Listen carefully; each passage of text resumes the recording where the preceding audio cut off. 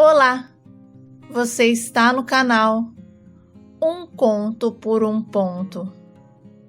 Eu te convido a curtir, a comentar, a compartilhar e se inscrever no nosso canal.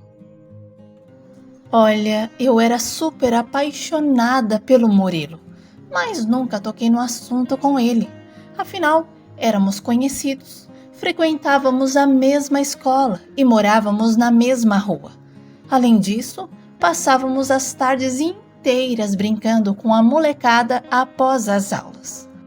Nossas mães não eram amigas, eram apenas vizinhas que se cumprimentavam educadamente, porque a minha mãe é bem seletiva para amizade. E em casa, os meus pais costumavam se referir à família do Murilo como barraqueiros.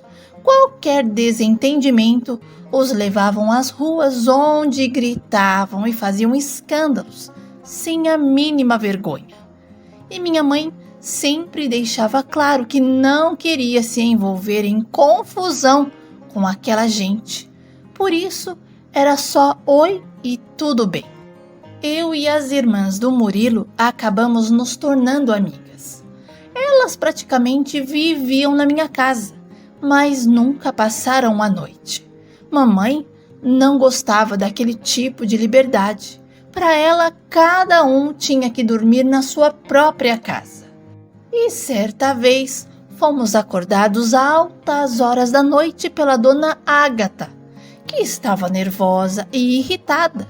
E quando meu pai desceu para atendê-la, a minha vizinha pediu para ele chamar a sua filha, a Cíntia, pois ela havia desobedecido mais uma vez e vindo dormir em nossa casa como em outras vezes, onde já se viu. Mas dessa vez, ela não iria deixar barato e levaria a filha de volta para casa, mesmo que tivesse que levá-la dormindo. E nesse momento, o meu pai informou que a filha dela não estava em casa e nunca tinha dormido lá, e que tudo aquilo era uma grande confusão. A dona Ágata custou a acreditar em meu pai, e como prova da verdade, ele a convidou para entrar e procurá-la pela casa. No entanto, a mãe da Cíntia disse que não era necessário. Inclusive, o meu pai se ofereceu para ajudar na busca. Mas a dona Ágata afirmou que não tinha a mínima ideia de onde a Cíntia estava e começou a chorar. O papai então perguntou se eu sabia de algo e eu respondi que talvez ela pudesse estar na casa de uma outra amiga dela, a Tawane. E a dona Ágata não pensou duas vezes e pediu para o papai e eu irmos até lá com ela. E aquele dia, a Cíntia passou uma vergonha. A mãe dela até puxou os cabelos dela. E depois, ela me chamou de fofoqueira, achando que a culpa era minha. Enfim, sabe, a Cíntia foi a primeira a conseguir um emprego. E na empresa onde ela trabalhava, abriram várias vagas e ela conseguiu um emprego para mim, para o Murilo e para um monte de gente. E entre idas e vindas de ônibus fretado, o Murilo e eu acabamos nos aproximando ainda mais. Aquelas brincadeirinhas de pega na mão, beijinho no rosto, de eu sou seu namorado, você é minha namorada. A gente acabou levando isso a sério e começamos a namorar. Quem não gostou muito foi a minha mãe, dizendo que no meio de tantos rapazes eu fui gostar logo do filho da encrenqueira. E a mãe do Murilo só falou que não queria confusão e que o nosso namoro, fosse com ordem e decência, porque ela era católica e gostava das coisas certinhas.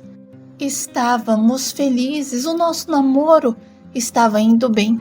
Éramos amigos e cúmplices, sempre contando um com o outro. Isso era legal, era o que eu mais gostava. Surpresa mesmo foi quando o Murilo apareceu com uma aliança de compromisso e me pediu em noivado. Aí sim começou a nossa correria.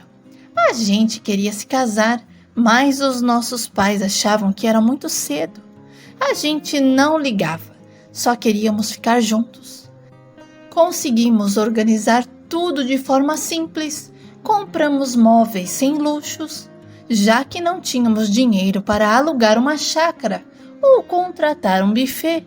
A minha chefe nos emprestou a casa dela com piscina e as minhas cunhadas capricharam na decoração. A minha tia fez o bolo e os salgados foram divididos entre os padrinhos. Teve até carne louca, salpicão, tudo que a gente gostava de comer. Foi bem bacana. E nos casamos no dia 12 de outubro. E aí começou a minha agonia. O Murilo de repente virou outra pessoa. Em vez de voltar para casa depois do trabalho, ficava na rua, sempre inventando programas com os amigos e me deixando sozinha em casa.